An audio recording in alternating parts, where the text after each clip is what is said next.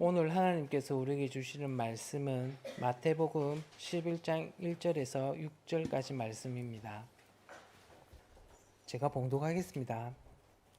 예수께서 12제자에게 지시하기를 마치고 거기에서 떠나셔서 유대 사람들의 여러 고을에서 가르치며 복음을 전하셨다. 그런데 요한은 그리스도께서 하신 일들을 감옥에서 전해 듣고 자기의 제자들을 예수께 보내어 물어보게 하였다. 오실 그분이 당신이십니까? 그렇지 않으면 우리가 다른 분을 기다려야 합니까? 예수께서 그들에게 대답하셨다. 가서 너희가 듣고 본 것을 요한에게 알려라. 눈먼 사람이 보고 다리 저는 사람이 걸으며 나병 환자가 깨끗하게 되며 듣지 못한 사람이 들으며 죽은 사람이 살아나며 가난한 사람이 복음을 듣는다. 나에게 걸려 넘어지지 않는 사람은 복이 있다. 아멘. 목사님 설교해 주시겠습니다. 할렐루야. 찬양받기 합당하신 우리 주를 찬양합니다. 오늘도 주께서 우리 마음속에 찾아와 주셔서 우리 예수님과 사귐이 있는 그러한 복된 주일 예배가 되기를 간절히 소망합니다. 우리가 다 믿음이 있기 때문에 이 자리에 나왔습니다. 이런 믿음이 좋다는 것이 어떤 말일까요? 어떤 것이 믿음이 좋은 것일까요? 목사는 믿음이 좋은 겁니까? 장로님은 믿음이 좋은 겁니까? 중직자는 무거운 그런 믿음을 가지고 있는 건가요? 믿음이 약해질 때는 없습니까? 어떤 게 믿음이 좋은 걸까요? 우리는 핍박이 있어도 박해가 있어도 그 핍박과 박해에 굴하지 않고 또 이렇게 끝까지 주를 믿는 것을 믿음이 좋다라고 이렇게 이야기 많이 하는데 믿음이 좋은 거죠. 박해가 있어도 이제 믿음을 가지는 것. 하지만 그에 비해 가지고 나의 고정관념, 나의 가치관, 나의 생각, 나의 꿈, 나의 내가 가지고 있는 이 모든 것들을 다 버리고 성경에서 가르쳐주고 있는 그 길을 따르는 것, 이것이 어찌 보면요 훨씬 더 어려운 것이고 더 믿음이 좋다라고 이야기할 수 있습니다. 많은 사람들이 핍박은 눈에 보이기 때문에 그 핍박을 옆에서도 이렇게 이길 수 있도록 격려도 해주고 기도도 해줍니다. 하지만 내 가치관을 뛰어넘는 것, 내 선입관을 뛰어넘는 것, 내 고정관념을 뛰어넘는 것은요 잘 안 보이기 때문에 우리가 쉽게 생각합니다. 이게 참 잘 되지 않습니다. 그렇기 때문에 우리는 올바른 신앙생활을 하지 못할 수도 있고 우리의 믿음이 좋아지지 않을 수 있다는 것들을 우리가 기억을 해야 합니다. 우리는 자기 생각을 버린다는 것 참 쉽지 않아요. 그것을 뛰어넘어서 주의 말씀을 순종하고 따른다는 것. 생각해 보면요, 우리 예수님께서는 우리가 지금 간절하게 기도하고 있는 그 내용에 대해서 별로 관심이 없을 수도 있습니다. 그렇게 생각 안 해보셨습니까? 주님 생각하기에 나하고 무슨 상관이 있지? 하나님 나라와 무슨 상관이 있지? 너의 욕심 아니니? 너의 꿈 아니니? 주님은 별로 중요하게 생각 안 할 수도 있고 오히려 내가 별로 중요하게 생각 안 하는 것을요 우리 주님은 중요하게 생각할 수도 있어요. 야, 너 믿음이 중요한데 너가 이렇게 힘들어도 나를 따르겠는가? 너가 이렇게 너 뜻대로 안 돼도 나를 따르겠는가? 이게 훨씬 중요한데 주님은 우리가 다른 생각을 가질 수 있는데 정말 내 가치관을 내 생각을 다 접어놓고 주를 따른다는 것, 이것이 어찌 보면 믿음이 좋은 것이 아닐까라는 생각들을 해보게 됩니다. 오늘 본문에 나오는 세례 요한도요 자기가 생각하는 것 그것을 뛰어넘는 그러한 믿음을 가지는 것이 얼마나 중요한가 우리에게 가르쳐주고 있습니다. 목사도요 믿음이 흔들릴 때 있어요. 여러분 제가 절대 믿음 안 흔들릴 것 같죠, 그죠? 믿음 제일 좋을 것 같죠, 그죠? 하지만 흔들릴 때가 있습니다. 약해질 때가 있어요. 다 때려치우고 버스 운전이나 할까? 막 이렇게 물론 그렇게 하지 않겠지만은 그게 마음이 좀 약해질 때가 있습니다. 저만 그렇습니까? 여러분 안 그렇습니까? 여러분들도 아마 약해질 때가 있을 거예요. 아마 있기를 바라는 것은 아니고 있을 겁니다. 저와 여러분만 그럴까요? 성경에 나오는 믿음의 그 장들, 이 사람들은 한 번도 믿음 흔들림 없이 이렇게 하나님께 칭찬 듣는 믿음이었습니까? 아브라함은 어땠습니까? 아브라함은 이스라엘 믿음의 조상 아닙니까?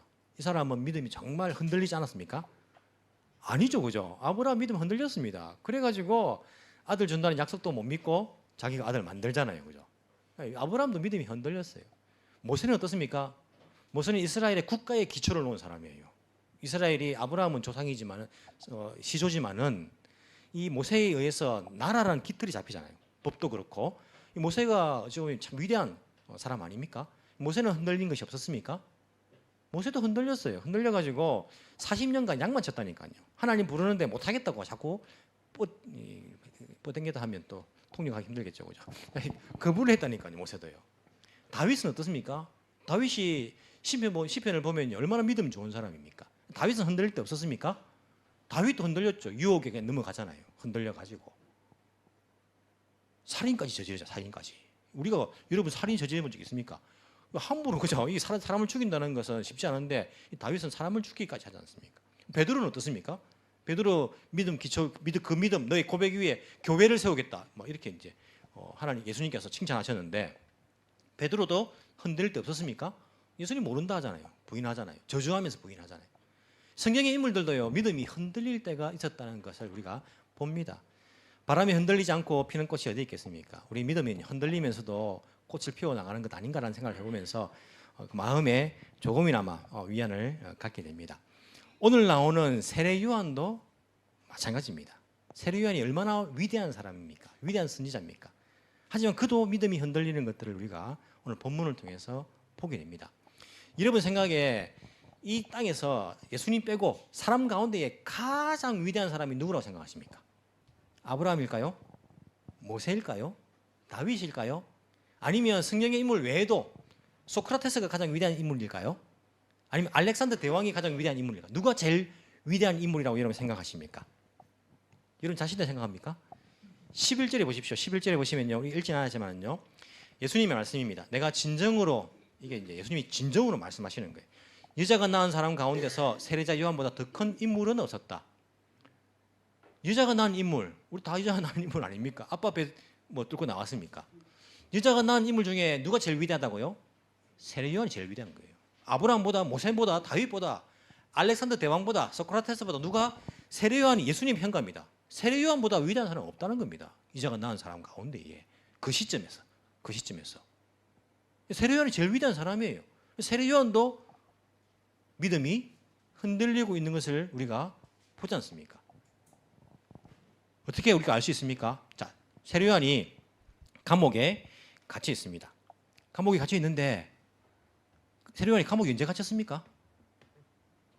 예수님께서 우리 예수님 공생에 이제 하면서 6월절 기준으로 하지 않습니까? 6월절 네 번의 6월절이 있는데 첫 번째 6월절 때에 성전에 올라가셔 가지고 성전을 깨끗하게 청결하게 하셨다. 장사치들 다 내어 쫓고 그리고는 적어도 8개월을 예루살렘에서 사역하셨다라고 말씀을 드렸습니다. 성경적인 근거를 가지고. 그리고는 8개월쯤 뒤에 세례 요한이 잡혔다는 이야기를 들으시고 갈릴리로 가시고자 하셨다라는 부분을 기억하시죠? 그때 잡히셨어요. 첫 번째 6월절이 끝나고 한 8개월 지났을 그 시점에 세례 요한은요 잡힙니다. 헤롯 안티파스, 갈릴리 지역을 다스리고 있는 헤롯 안티파스에 의해서 자기 동생 아내를 자기가 빼앗았는데 세례 요한이 용감하게 그건 잘못된 것입니다 라고 말하니까 이 세례 요한은 헤롯에 의해서 잡히게 투옥되게 되었습니다. 그리고는 지금 이 시점은 언제입니까? 지금 이 시점은요 예수님께 질문하는 이 시점 언제입니까? 우리가 지난주에 누가복음을 계속 이제 보고 있지 않습니까? 누가복음을 통해서 보고 있는데 누가복음을 보시면 이 시점은 언제냐면 두 번째 6월절 38년 된 병자를 예루살렘에 고치신 사건 그 6월절이 지나고 그리고 난 산상수훈 예수님의 가르침 산 위에서 그것도 지나고 그리고 백부장의 종의 하인의 그 병도 낫게 해주신 기적을 보여주시고 나인성에서 과부의 외아들을 다시 살려주신 그 사건 뒤에 이 세례 요한의 질문이 기록되어 있어요. 누가복음에 보면 시간 순서대로 보시면 그러면 보십시오. 첫 번째 6월절 지나고 잡혔다가 지금은 두 번째 6월절이 지나고도 조금 지났으니까 얼마 정도 세례 요한이 감옥에 있었던 겁니까? 한 1년 전후 정도 해가지고 약 1년 전후로 지금 감옥에 계속 갇혀 있는 것입니다. 그 갇혀 있으면서 세례 요한이 예수님께 제자들을 보내가지고 묻는 겁니다. 뭐라 묻습니까? 3절에 보시면 오실 그분이 당신입니까? 오실 그분은 뭡니까? 메시아. 메시아가 당신입니까? 그렇지 않으면 우리가 다른 메시아를 기다려야 합니까? 라는 질문을 합니다. 여러분 이게 질문입니까? 사실은 질문이 아니에요. 뭡니까? 의심. 세례 요한의 믿음이 흔들리고 있다는 거예요. 세례 요한이 예수님 세례를 줄 때에 그는 이미 다 고백했습니다. 예수님을 하나님의 아들로서 메시아로 고백했습니다. 그렇지 않습니까? 요한복음 1장 19절 이하를 보십시오. 세례요한 예수님을 볼 때에 보라 세상 죄를 지고 가는 하나님의 어린 양이로다. 이게 세례요한의 예수님에 대한 고백이었어요. 세례를 줄 때에 하늘에서 하늘 아버지 성부 하나님의 음성이 있었어요. 내 기뻐하는 자다. 그리고 성자 예수님이 세례를 받고 있고 성령이 비둘기처럼 임하는 그 장면을 이 세례요한은 체험을 했어요. 그리고 예수님께 뭐라고 고백합니까? 다른 사람에게 묻는 사람들에게 나는 메시아가 아니다라고 말하면서 내 뒤에 오시는 분은 물과 성령으로 세례를 줄 것인데 나는 그의 신발끈도 풀 자격이 없다라고 고백했어요. 이미 예수님을 메시아로 고백한 사람이 세례요한이에요. 그런데 지금 와서 당신이 메시아입니까? 라고 묻는 것은 질문이 아니라 의심, 흔들리고 있다는 거예요. 이렇게 세상에서 제일 위대한 세례요한의 믿음이 흔들리고 있다는 사실을 보면요, 이러면 어떤 생각 듭니까? 저는 기분이 좋아집니다. 나보다 잘난 사람들 좀 이렇게 못하는 모습을 보면요, 안심이 돼요. 안심이. 야, 이런 사람도 이렇게 흔들리는데 내가 조금 못해도 안심이 돼요. 제가 때로는요, 나 같은 사람이 이렇게 정말 목회한다고 사람들에게 목회를 해가지고 이게 되겠는가? 막 이런 이제 생각이 들 때도 있어요. 나같이 부족한 사람이, 나같이 못난 사람이, 나같이 죄악된 사람이 하는 소리가 아니고 진짜 그런 생각이 들 때가 있습니다. 목사들이 그런 고뇌들이 있습니다. 있는데 이 세례요한의 이런 이제 모습을 볼 때 위로를 받는 거예요. 그래, 이런 사람도 이렇게 위대한 사람도 흔들릴 때가 있는데 그래, 또 나도 은혜 주시면 우리가 나보다 잘난 사람들의 흔들림에 대해서 그냥 뭐 꽃이다 이런 말이 아니고 조금 안심이 되면서 기분이 좋은 그런 면들은 있어요. 이 세례요한이 지금 이런 질문을 하면서 그의 믿음이 흔들리고 있는 것들을 우리가 볼 수 있습니다. 왜 세례요한은요 흔들렸을까요? 그럼 왜 흔들렸을까요? 성경을 보면요 조금 우리가 힌트를 이게 엿볼 수 있는데 2절에 보십시오. 그런데 요한은 그리스도께서 하신 일들을 감옥에서 전해 듣고, 자기는요 거의 1년 정도 감옥에 갇혀 있는 상태예요. 그래서 예수님의 그 사역을 말씀을 자기 직접 듣고 볼 수가 없었습니다. 감옥에 있었기 때문에. 그래서 어떻게 했습니까? 전해 들었어요. 자, 누구한테 전해 들었을까요? 세례요한의 제자들한테 전해 들었겠죠. 그래서 뒤에 보시면 자기 제자들을 예수님께 보내지 않습니까? 제자들하고는 계속 면회를 오고 계속 소통이 되었다는 걸 알 수 있어요. 세례요한의 제자들이 전해 들었던 이야기를 듣고 이 세례요한은요 의심이 드는 거예요. 메시아일까? 아니, 세례요한의 제자들이 도대체 뭐라고 전해줬을까요? 뭐 이렇게 나오진 않지만은 우리가 추측해 볼 수 있는 것은 이런 보십시오. 예수님의 제자들이 금식을 하지 않을 때에 요한의 제자들이 와서 묻습니다. 뭐라고 묻습니까? 아니, 우리는 금식하는데, 바리새인들과 요한의 제자 우리들은 금식을 하는데 당신의 제자는 왜 금식하지 않습니까? 라고 물어요. 이 질문입니까? 따지는 거예요. 이것을 볼 때에 세례 요한의 제자들은 어떤 마음이 있었을까요? 예수님이 메시아라면 저럴 수 있을까? 라는 생각을 했다는 것을 알 수 있습니다. 안식일도 바리새인들이 왜 안식일 안 지켜요? 예수 한 자가 왜 안식일 날 하면 안 되는 일을 하고 있어? 세 번이나 안식일 논쟁을 우리가 받지 않습니까? 그걸 볼 때에 메시아라면 안식일을 안 지킬 수가 없지 라는 생각을 가지고 있었을 가능성이 큽니다. 제자들이 어떻게 자기 스승 요한에게 전달을 해줬을까요? 어떻게 전달했을까요? 사람들은요 이야기를 전달할 때에 사실만 전달하는 것이 아니고 자기의 감정과 생각과 가치관을 안에 넣어서 전달을 합니다. 사람들은요. 우리 그 잘 구분할 줄 알아야 됩니다. 역사가들도 마찬가지예요. 역사는 사실이지 않습니까? 실제 있던 사실인데 그 사실을 그냥 역사가들이 전하는 것이 아니라 자기의 가치관을 넣어서 전해요. 역사가들마다 역사를 보는 눈이 다 다르지 않습니까?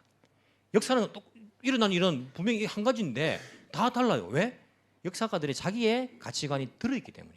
우리가 다른 사람들의 이야기를 들을 때에는 사실을 볼 줄 알아야지 그 사람들의 개인적인 감정이나 가치관을 우리가 그대로 나도 내 감정 가치관으로 받아들여서는 안 되는 그런 위험이 있습니다. 다른 사람들의 말을 전해 들을 때는 우리가 잘 판단해야 돼요. 일단은 뭐 해야 됩니까? 의심을 해야 됩니다. 예수님을 의심하는 게 아니고 일단 제자들을 의심해야 되는 거예요. 진짜일까? 과연 그럴까? 의심해봐야 됩니다. 요즘은 정보들이 얼마나 많습니까? 유튜브 열어보십시오. 인터넷 네이버 검색해 보십시오. 정보가 너무 많습니다. 그러면 그 정보를 봤을 때 우리가 제일 처음 반응은 뭡니까? 제일 처음 반응은 진짜일까? 과연 그럴까? 의심을 해봐야 돼요. 그리고는 내가 그것을 조사를 해봐야 됩니다. 과연 그럴까? 그렇지 않으면요, 우리는 다 거기에 이용당하고 넘어갑니다. 남의 이야기에 잘 넘어가는 사람을 전문용어로 뭐라 합니까? 귀가 얇다. 우리가 이런 이야기 하죠, 그죠? 귀가 얇아가지고 이 말하면 이거 같고 저 말하면 저거 같고. 세례 요한의 제자들이 자기의 가치관과 생각을 담아서 스승에게 전달했을 가능성이 커요.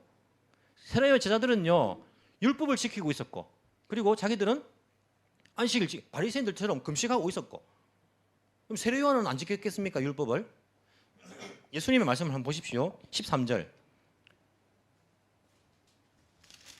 우리가 읽지는 않았지만 13절. 모든 예언자와 율법서는 요한에 이르기까지 하늘나라가 올 것을 예언하였다. 이것이 무슨 말입니까? 구약은 요한까지란 말이에요. 율법은 요한까지란 말입니다. 우리가 신약 성경과 구약 성경 사이에 400년간의 하나님의 침묵이 있어요. 말라기부터 마태복음까지는요, 400년간의 공백이 있습니다. 그래서 그것을 신구약 중간기라 이렇게 하면서 신학교 가면 배웁니다. 신구약 중간기. 사실은요, 신구약 중간기는 없어요. 성경이 신약 성경과 구약 성경의 중간 사이는 있을지 모르지만은 구약 시대와 신약 시대의 중간은 없습니다. 구약 시대의 마지막은 누구까지입니까? 세례 요한까지예요. 요한이 구약의 마지막입니다. 율법은 요한까지입니다. 그리고 예수님부터가 신약이에요. 신약 시대입니다. 그렇기 때문에 요한과 요한의 제자들은요, 율법을 철저하게 지켰을 가능성이 큽니다. 보십시오. 요한은 예수님과 완전히 다릅니다. 율법을 지켰을 거예요. 그들이 보기에 예수님은요, 너무나 다른 거예요. 율법을 그대로 지키지도 않지. 이 가르침이 자기들 아는 지금까지 수백 년 이어져 내려온 이스라엘 역사 전통과는 다른 것을 말씀하시니까 세례 요한의 제자들은 받아들일 수 없었어요. 받아들일 수 있는 사람들도 있었겠죠. 그 사람들은 예수님의 제자가 되었어요. 세례 요한의 제자 가운데에 예수님의 제자가 된 사람들이 많지 않습니까? 성경에 나오지 않은 사람들도 많이 있을 거예요. 받아들이는 사람은 예수님의 제자가 되었고, 남아있는 사람들은 예수님의 가르침을 받아들일 수 없는 사람들이 많이 남아있었을 거예요. 그러니까 스승에게 전달을 할 때에 스승님 이상합니다. 스승님께서 메시아라고 하신 그분이 이런 일을 하고 다닙니다. 이런 이제 말씀을 하고 다니십니다. 라고 그 이야기를 전해 들으니까 세례 요한의 믿음이 흔들렸던 겁니다. 우리가 다른 사람의 이야기를 듣고요, 흔들릴 때가 있어요. 흔들릴 때가. 신앙도 마찬가지입니다. 신앙은요, 성경 말씀이 우리의 철저한 기준입니다. 말씀에서 가르치는 대로 우리는 신앙생활을 하면요, 정확합니다. 그런데 다른 사람 이야기를 듣고요, 우리가 거기에 다 넘어갈 건 너무나 많습니다. 야, 우리가 아무리 말씀도 좋지만은 현실을 봐라, 현실을 봐라. 말씀대로 살아가지고 먹고 살겠느냐, 너가? 그렇게 하면 안 돼. 말씀은 말씀이고 현실은 현실 아니냐. 그러니까 현실에 좀 타협하면서 세상적으로 우리가 좀 살아야지. 이 말 들으면요, 그게 진짜인 줄 알아요. 자기만 그렇게 사는 게 아니고 다른 사람도 그렇게 살게 만드는 거예요. 성경에 어디 그렇게 나와 있습니까? 말씀대로 살아야지, 말씀대로. 우리 다른 사람들의 말을 듣고 거기에 흔들립니다. 아니, 아무리 말씀이 좋고 신앙이 좋지만은 너 자녀가 고3인데 아이고, 학원 보내야지, 학원 보내야지. 나중에 대학 가서 우리 이런 얘기 듣지 않습니까? 뿐만 아니라 우리가 이 세상적인 이야기, 세상과 타협되는 이야기를 얼마나 많이 들을 때가 많아요. 신앙은요, 말씀대로 하는 것입니다. 말씀대로. 이단들도 그런 이야기 합니다. 이단이 왜 넘어갑니까? 말씀을 잘 모르니까 이단 이야기 하는 듣고요, 거기에 넘어가 버리는 데가 얼마나 많습니까? 우리가 신앙이라는 것은요, 다른 사람의 이야기에 의해 가지고 흔들려서는 안 됩니다. 거기에 혼동이 와서는 안 되는 거예요. 세례 요한은 자기의 상황이 지금 감옥에 갇힌 상황이기 때문에 제자들이 전해주는 말이 전부였어요. 그게 핸드폰에서 검색할 수도 없잖아요. 메시아 예수님. 제자들이 전해주는 그 말만 듣고 자기가 그래, 율법을 안 지킨다고. 너무나 다른 겁니다. 예수님께서 하는 행동들이. 자기는 와서 광야에서 외치고 있는데 예수님은 도시에서 먹고 마시는 거예요. 세례 요한은 태어날 때부터 포도주와 독주를 마시지 못하게 아버지를 통해서 가말리알 천사를 통해 가지고 가브리엘 천사를 통해 가지고 그래서 평생을 자기는 포도주와 독주를 마시지 않습니다. 그런데 예수님은 어떻게 합니까? 포도주도 마시고 먹고 마시는 거예요. 심지어 죄인들, 세리하고 죄인들하고 모여가지고 같이 잔치를 벌여가지고 먹고 마시는 그런 걸 이야기 듣는 거예요. 자기 광야에 사는데 예수님은 도시에서 예루살렘에서 갈릴리 이런 이제 지역에서 가버나움도 갈릴리 지역이 제일 분화한 도시 아닙니까? 국제도시 아닙니까? 거기서 살고 계시고 자기하고 너무 다른 삶이에요. 자기는 회개의 세를 선포합니다. 이 독사의 자식들아, 누가 너희들에게 다가올 심판을 피하라느냐 회개하고 회개에 합당한 열매를 맺으라 하면서 회개와 심판의 메시지를 선포하는 거예요. 세례요한은. 예수님은 뭡니까? 용서와 구원의 메시지를 선포하는 거예요. 자기하고 달라도 너무 다른 거예요. 그걸 들으니까 내 생각하고 다르지, 그걸 전해 듣지 하니까 의심이 생기는 것입니다. 예수님은 세례요한과는 완전히 다른 시대예요. 말씀드렸지 않습니까? 구약은 요한까지고 예수님부터는 새로운 신약이에요. 신약. 새로운 약속입니다. 예수님부터는요. 그 당시 사람들은요 헷갈렸을 거예요. 왜냐하면 같은 시대 세례요한과 예수님은 6개월밖에 차이 안 나요. 태어나심이. 활동도 똑같은 나이에 활동하시잖아요. 똑같이 사람들 보기에 위대한 선지자예요. 그냥 선지자인데 구약은 세례요한까지고 예수님은 새로운 신약의 스타트입니다. 그러니까 오히려 신약의 아담이에요. 아담. 예수님 새로운 아담이신 거죠. 새로운 시대를 여신. 완전히 다를 수밖에 없습니다.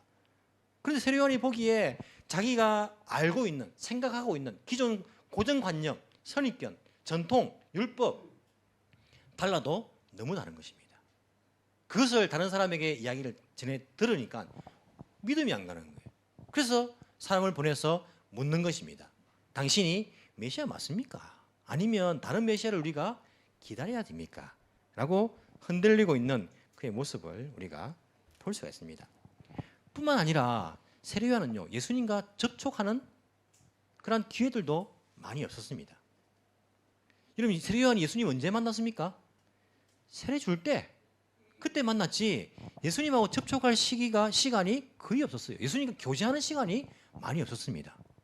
그렇지 않습니까? 세례요한은 광야에서 활동하고 있고 예수님은 예루살렘과 갈릴리 지역 활동하시니까 직접 만날 시간이 잘 없어요. 심지어 예수님께서 세례요한이 잡혔다는 이야기를 듣고 갈릴리로 가셨더라.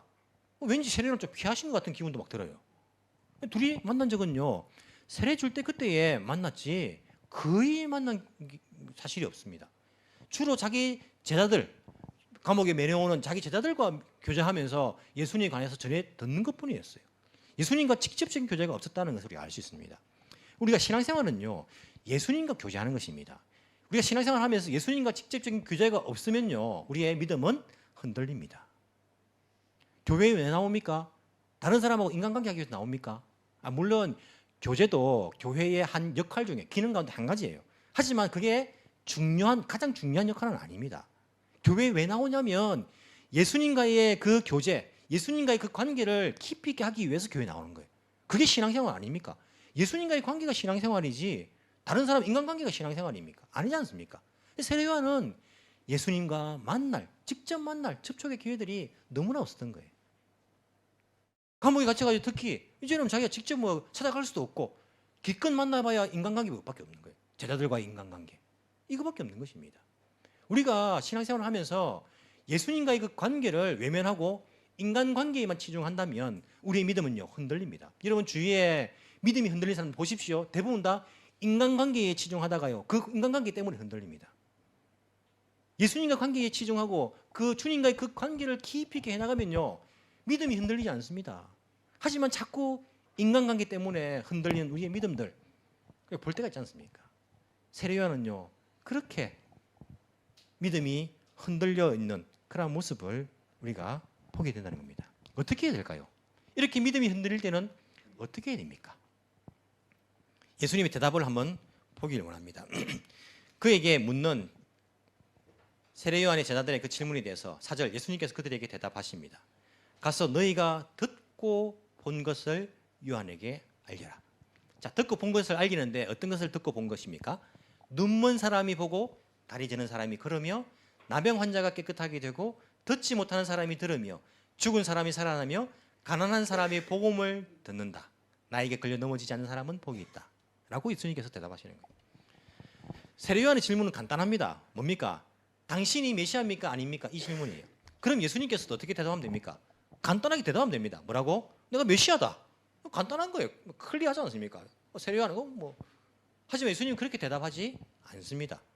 너희들이 가서 보고 들은 것을 말하는데 어떤 보고 들은 걸 말하냐면 눈먼 사람이 보고, 이게 구약성경 이사야의 예언에 되어 있는 거 아닙니까? 예언서 그대로 이루어진, 예언서 약속이 그대로 이루어진 것을 너희들이 보고 든 이것을 가서 전해라. 나에게 걸려 넘어지지 않는 사람은, 실족하지 않는 사람은 복이 있다 라고 예수님께서 말씀하시는 거예요. 왜 이렇게 말씀하십니까? 예수님께서 내가 메시아다 아니다 말씀하시지 않아요. 내가 만약에 메시아다, 가서 내가 메시아다고 전해라 이렇게 말했으면요 또 올 거예요. 아니 메시아라면 왜 율법을 안 지킵니까? 왜 안식일은 안 지킵니까? 왜 금식하지 않습니까? 또 올 거예요. 또 대답하면 또 올 겁니다 아마. 중요한 것은 예수님이 메시아 선언이 아니에요. 우리가 예수님 메시아 선언을 얼마나 많이 합니까? 이웃들에게 예수님께서 구세주가 되십니다. 우리가 늘 말하고 다니더라도 그 사람들 믿습니까? 안 믿잖아요. 예수님께서는 내가 메시아다라고 답해 주신 것이 아니라 너희들이 구약 성경에 나와 있는 하나님 말씀 약속이 그대로 실현되고 있는 것, 성취되고 있는 것을 보고 든 것을 가서 전하여라. 그리고 믿든지 말든지, 너가 믿든지 말든지 너의 고백이다. 너의 고백. 나에게 늘 걸려 넘어지지 않은 사람은 복이 있는 것이다. 나를 메시아라 고백하는 사람은 복이 있는 것이고 거기에 걸려 넘어지면 복이 없는 것이다. 예수님께서 메시아인가 아닌가는요 우리의 고백입니다. 이미 구약 성경 신약의 약속 그대로 예수님을 통해서 실현되었어요. 완성되었습니다. 그것을 보고 듣고 내가 그분을 메시아로 고백할 것인가 안 할 것인가 우리 고백하게 하시는 거예요. 주님께서는. 베드로의 고백이 나중에 나오겠지만은요 베드로가 고백하지 않습니까? 뭐라고 고백합니까? 주는 그리스도시요 메시아시요 살아계신 하나님의 아들입니다. 너가 복이 있다. 너가 복이 있다. 예수님께서 베드로에게 제자들에게 물은 거예요.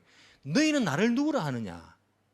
예수님께서 내가 메시아다 믿어라 이게 아니고 너희는 나를 누구라 하느냐?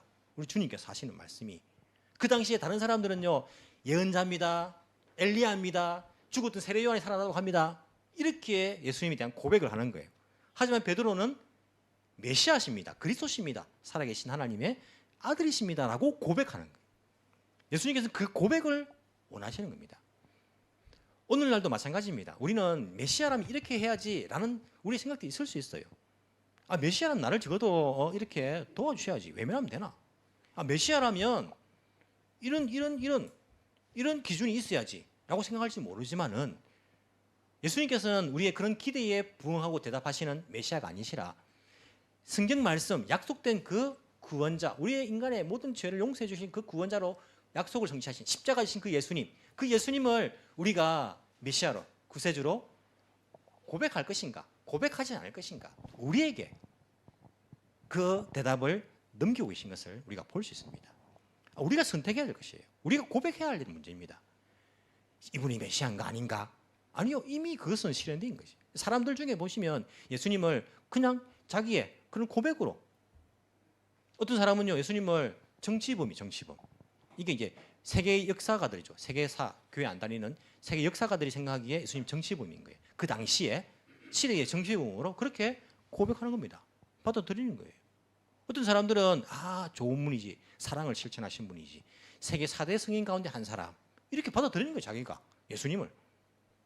어떤 사람은요 사기꾼이에요. 사기꾼 시대에. 어떤 사람은 정신이 약간 이상한 사람이다. 자기가 메시아를 해가지고 자기가 십자가에 죽는 것도 모르고 정신이 좀 이상한 사람이다. 사람들이 예수님 약속의 말씀을 가지고 이미 다 알려져 있는 상태 아닙니까? 이것을 가지고 내가 어떻게 고백하느냐에 따라 가지고 다른 겁니다. 예수님 걸려 넘어지지 않는 자, 주를 메시아로 고백하는 사람은요 복이 있을 것입니다. 우리의 고백이라고 주님께서는 말씀하고 있는 것들을 우리가 볼 수 있어요. 우리가 그렇게 위해서는요 성경 말씀을 묵상을 많이 해야 돼요. 예수님 누구신가, 어떤 분이신가를 우리가 많이 묵상하고 내 생각과 다른 부분이 있으면요 내 생각을 포기해야 되는 거예요. 내가 메시아라면, 구원자라면 이렇게 해야지 라는 생각들을 내가 다 포기해야 되는 겁니다. 말씀에서 말씀하시는 그대로 우리가 받아들일 마음의 준비가 되어 있어요. 그렇기 때문에 하나님의 나라는요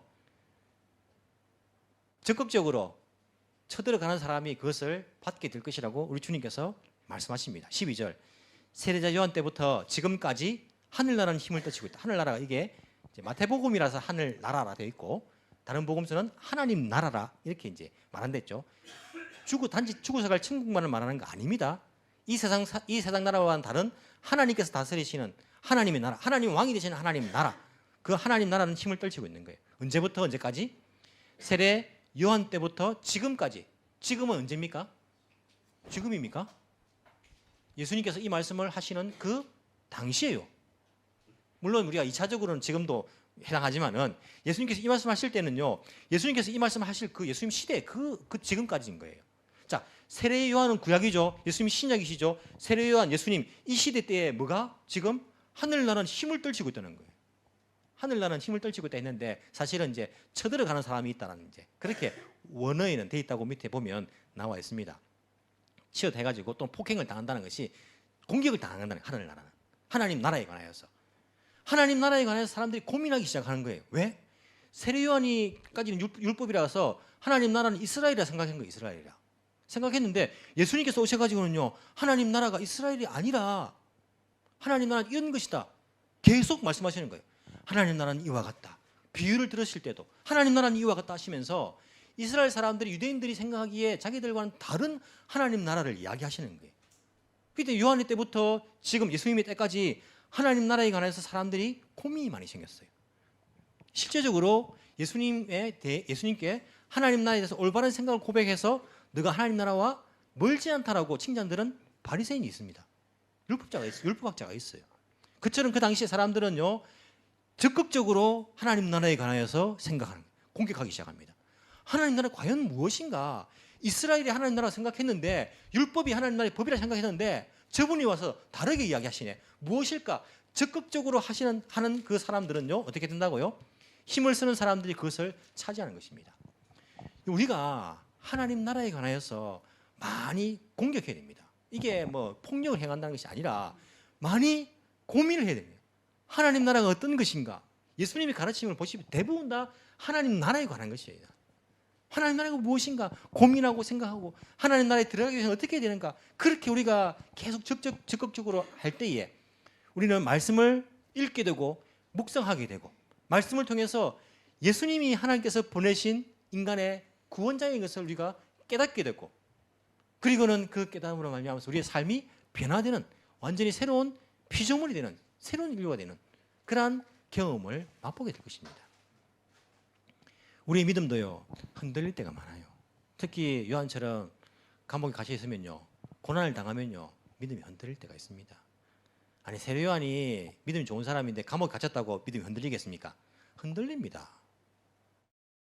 구약 성경을 보십시오. 예레미야도 얼마나 위대한 선지자입니까? 그가 구덩이에 갇혀 있을 때에 믿음이 흔들리지 않습니까? 엘리야도 흔들리지 않습니까? 심지어 예수님마저도 아니 하나님의 아들이 십자가에 달리는 건 뭐 두려워가지고 그 잔을 피하게 해달라고 해. 흔들립니다. 고난 가운데.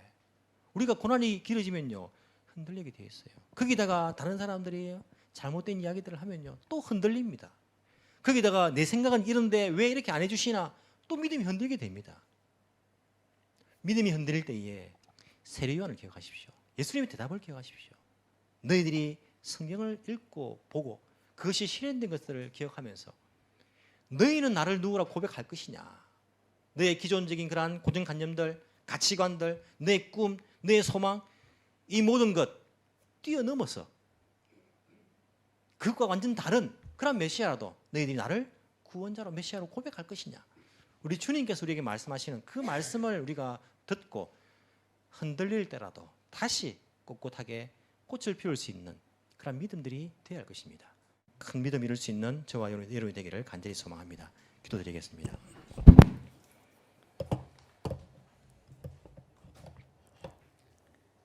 사랑이 많으신 하나님 아버지 감사합니다.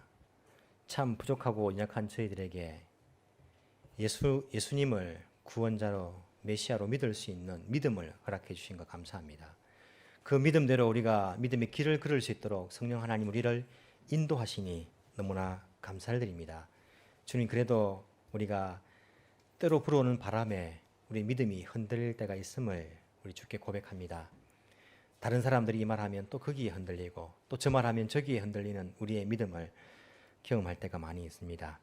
주님 믿음 좋은 사람을 주께서 칭찬하신다는 것들을 기억하게 하시고 믿음의 사람이 위대한 것을 우리가 깨닫게 하시고 정말 내 몸을 불살라 헌신하는 것보다 더 믿음 좋은 사람이 될 수 있도록 우리에게 큰 믿음 허락하여 주옵소서. 믿음이 흔들릴 때에 제자들을 책망하셨고 또 믿음이 좋을 때에 우리 주님께서 칭찬하신 것들을 우리가 잘 기억할 수 있도록 도와주시고 흔들리면서도 우리가 다시 주를 바라볼 수 있는 그러한 강인한 믿음을 강력한 믿음을 저희들에게 허락하여 주옵시기를 간절히 소망합니다. 주님, 이 세상은 우리를 유혹하고 우리를 흔들어대며 자꾸 믿음의 길에서 벗어나도록 유혹할 때가 너무나 많이 있습니다. 성령 하나님, 우리에게 말씀을 사모하는 그러한 마음을 주시고 말씀을 묵상할 때에 깨닫게 하여 주시고 말씀대로 살아갈 수 있는 그러한 의지력을 허락해 주시사 하나님 기뻐하시는 그러한 믿음의 사람들로 성장시켜 주옵시기를 간절히 소망합니다. 믿음을 통하여 우리 주님을 기쁘시게 드릴 수 있는 우리 모든 성도들에게 주께서 인도하여 주옵소서. 감사드리며 살아계신 예수님 이름으로 기도합나이다. 아멘.